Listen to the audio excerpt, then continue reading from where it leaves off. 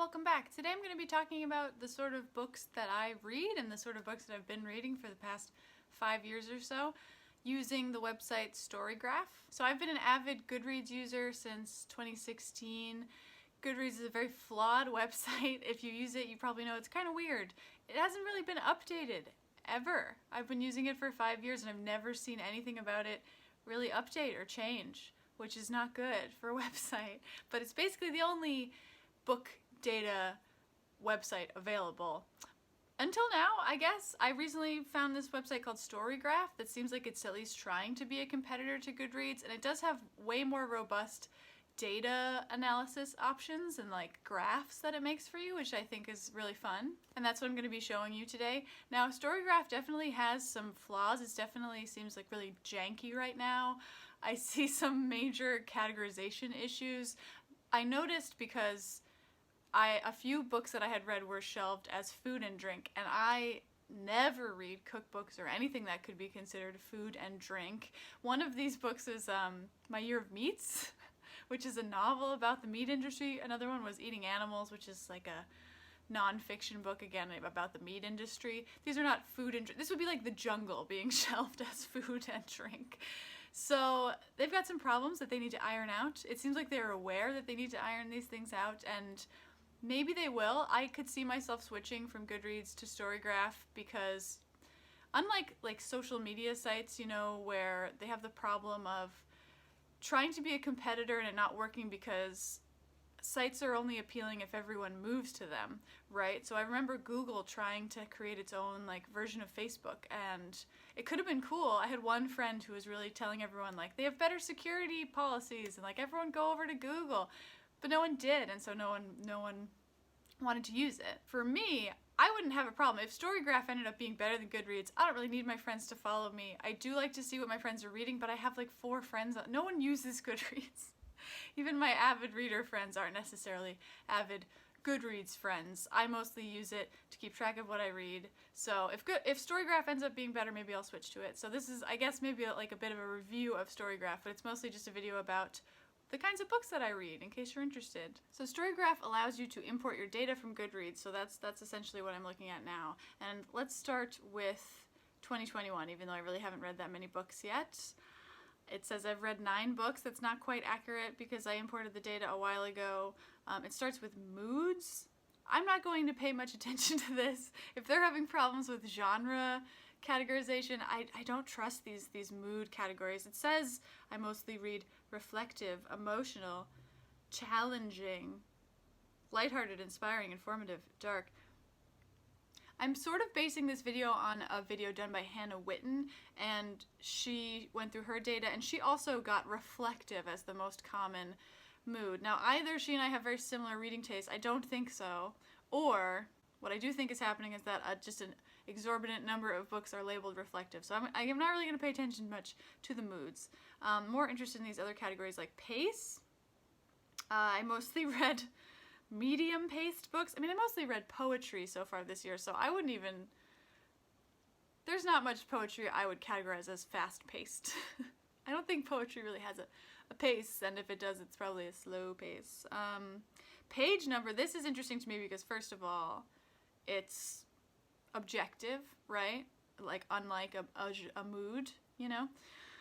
And this says I read mostly books under 300 pages. Not surprising. I love a short book. I love a short novel. I read poetry, which is short. I think it's the dopamine. I just like finishing things. Okay. So far, I've mostly read nonfiction. In this case, I don't think this, it's just fiction versus nonfiction. So fiction versus books that aren't fiction, right? Not nonfiction as we discuss it as like factual books, This is mostly poetry, which you don't really think of as nonfiction, but it is technically not fiction. So I've mostly read not fiction because I've mostly read poetry, as you can see here. 6 collections of poetry, followed by LGBTQ, feminism, psychology, literary, and horror. That's my year so far. Anyway, not much to say about 2021. Have not read a lot. So let's just go up to 2020. Let's just go chronologically through the years. Okay, I I read 71 books in 2020. I feel pretty good about that. Okay, these are the moods, don't care. Let's go to pace. Mostly medium paced again. A little bit of fast, a little bit of slow. Mostly medium. Mostly under 300 pages. I just do not have the stamina. You know, I made that video about Infinite Jest that pissed so many people off. Listen, I just don't like long books. I'm entitled to my opinion. I just subjectively do not enjoy long books very much. Fiction versus nonfiction. Mostly read fiction in 2020.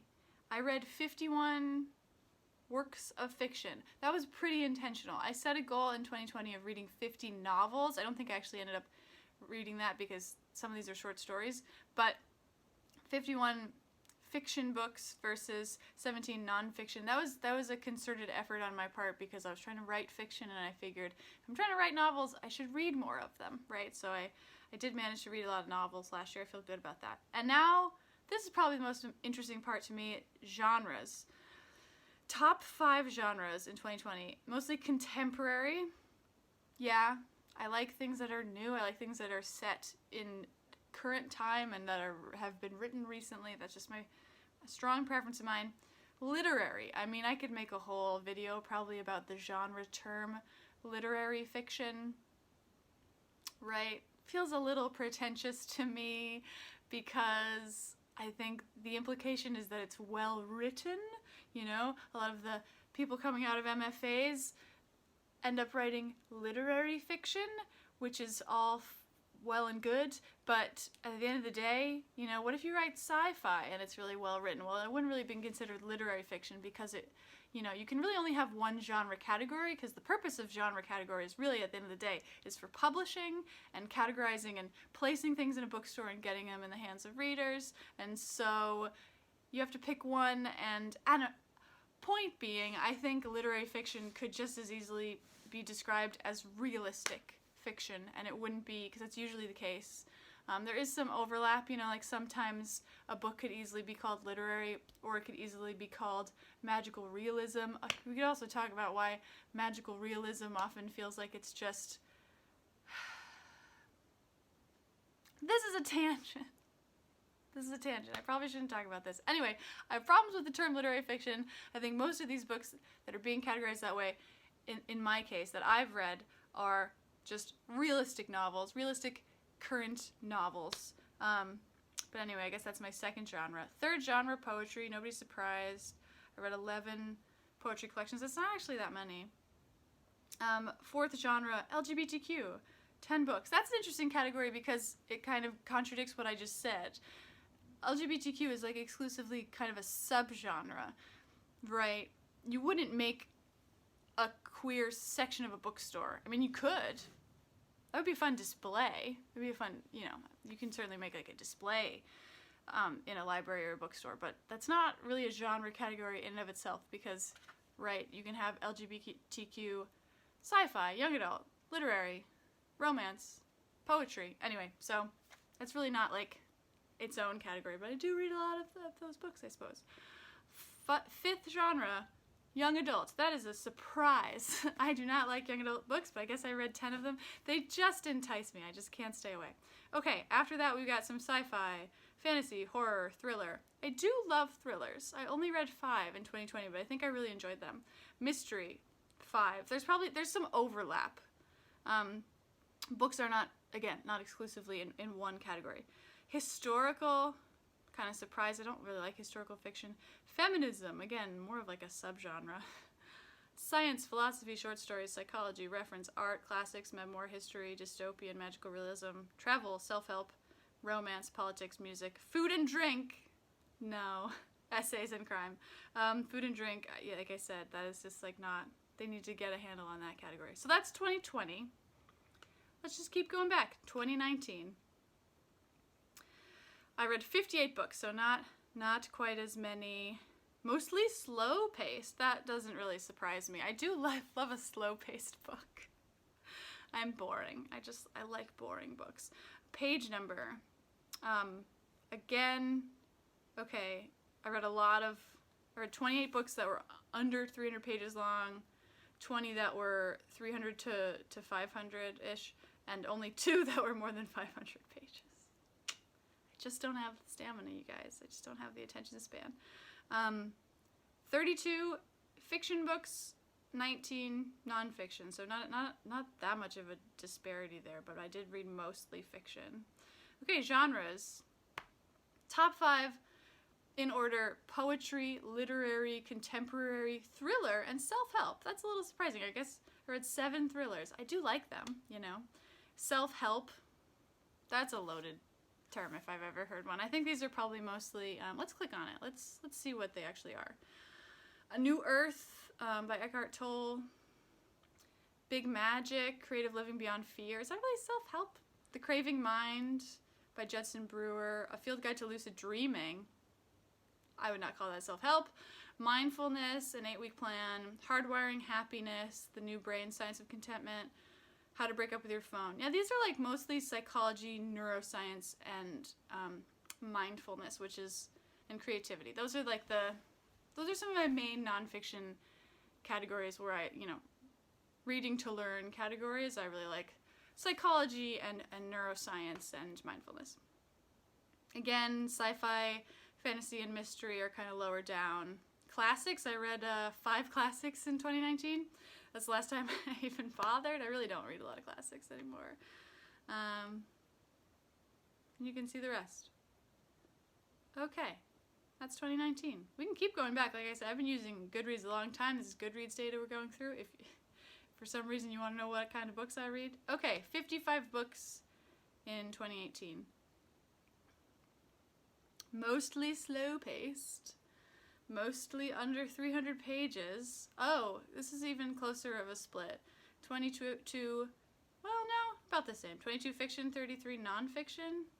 So I'm really, like I said, I made a concerted effort in the last few years to read more fiction. I used to read a lot more nonfiction than I do now. Wow. 19 poetry collections, and that is like blowing away the other categories.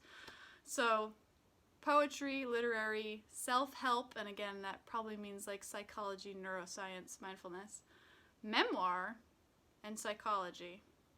Read 6 memoirs in 2018? Huh. LGBTQ, fantasy, magical realism, thriller, philosophy, contemporary, race, feminism. Okay. 2017. 67 books. Mostly slow-paced. Mostly I just did not read a lot of books, even over 300 pages. You can tell I don't read fantasy, right? You can tell I don't read long books. 22 fiction, 42 nonfiction. Yeah, I just did not used to read that much fiction, honestly, back in the day. Wow, 30 poetry collections in 2017, and that is blowing away every other category. I kind of forget that poetry tends to be my top category, which would not be surprising to you because I make so many videos about poetry, but I love novels and I try my best to read a lot of novels. At the end of the day, I'm going to read more poetry because the books are so much shorter.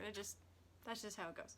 So, top 5, poetry, young adults, literary, memoir, and essays. Essays, that's also a surprise. 2017, was I working? Yes. No. Oh, these are the young adult books I read. I hated most of them. This is when I was reviewing young adult books for Library Journal and School Library Journal for no money, which is a thing that I don't really know why I did. Clearly I had some time on my hands. Sunshine is Forever. God, I hated that book. Kill Me Now by Timmy Reed. This Girl is Different. That was okay. Scott Pilgrim was fine, but I didn't feel the need to keep going with it. Nimona. Pretty Monsters. I mean, that's an amazing book. Kelly Link is one of my favorite authors. That's probably one of my favorite, could be my favorite young adult book. The Sky Between You and Me, meh, it's fine. Okay, so that's 2017. 2016. This is, I think this was the first year I actually got Goodreads. I read 59 books, mostly slow-paced, mostly short, mostly fiction. Okay. 34 versus 23. And again, Poetry is blowing everyone else out of the water. Poetry, contemporary, fantasy, sci-fi, young adult. This is surprising me. What kind of fantasy books was I reading in 2016? Oh, Hitchhiker's Guide to the Galaxy. That'll do it. Stardust, that was fun. The Arrival? Do not remember reading that. I don't know what that is. Ender's Game, oof, did not like that. Lumberjanes is fantasy? I don't really remember it that well. It's a graphic novel. Oh, Haruki Murakami. I mean, yeah, that's kind of more my style with fantasy, is like this sort of slow-paced, like closer to magical realism, you know. Kafka on the Shore, yeah, I was just getting into some Haruki Murakami. Oh, Ursula K. Le Guin, The Lathe of Heaven. I liked that book. I did. I like Hitchhiker's Guide to the Galaxy. I only made it 3 books in, though. I was like, okay, we get it. You know, I get the joke. Monsters of Templeton. Okay. So 2016, okay, I read 6 young adult books. I don't think this was as much a matter of, yeah, it wasn't because I was reviewing at that point. This was because I was working in a high school, so I was like, I should read young adult books to connect with the teens, and then I just discovered that I don't like them. I think I read even more in 2015. 2015, 22 books. I hadn't really started keeping track on Goodreads yet, is the thing, so that's not actually how many books I read. Mostly fiction, mostly young adults. Wow. Wow. Things have changed. Yeah, these are all books that were in the library where I worked. So I was working in a high school library. I read In Real Life was good. It's a graphic novel. Someday This Pain Will Be Useful to You. I remember how much I hated that. So angsty. I mean, you could tell by the cover. He's just like angst. Zach and Mia was fine. Perks of Being a Wallflower. Didn't love the book or the movie. I thought they're both okay, but I don't quite get the hype. Erebos, that was weird, but I liked it. Yeah. So that's 2015. I think the last year that I have anything for is 2014. 7 books. Again, that's not really accurate. I think I just kind of had started keeping track of stuff. Mostly literary, fantasy, children's, classics, short stories, sci-fi, poetry. So that's my StoryGraph data. I could have gone through it a different way. I could show you my 5-star books, but I think the main takeaway is, yeah, I guess I read a lot of contemporary, literary, poetry, queer books, even though that's more of a subgenre. I read a lot of psychology, neuroscience, and mindfulness when it comes to nonfiction, but I'm not reading as much nonfiction anymore. I try my best to read novels, but I just end up reading a lot of poetry. And yeah, those are my reading habits. Let me know in the comments if you have tried StoryGraph, how you feel about Goodreads versus StoryGraph. I'm not sure if I'm ready to switch over, but I do like this robust data collection. I love me some data. And subscribe if you haven't already. Okay, bye.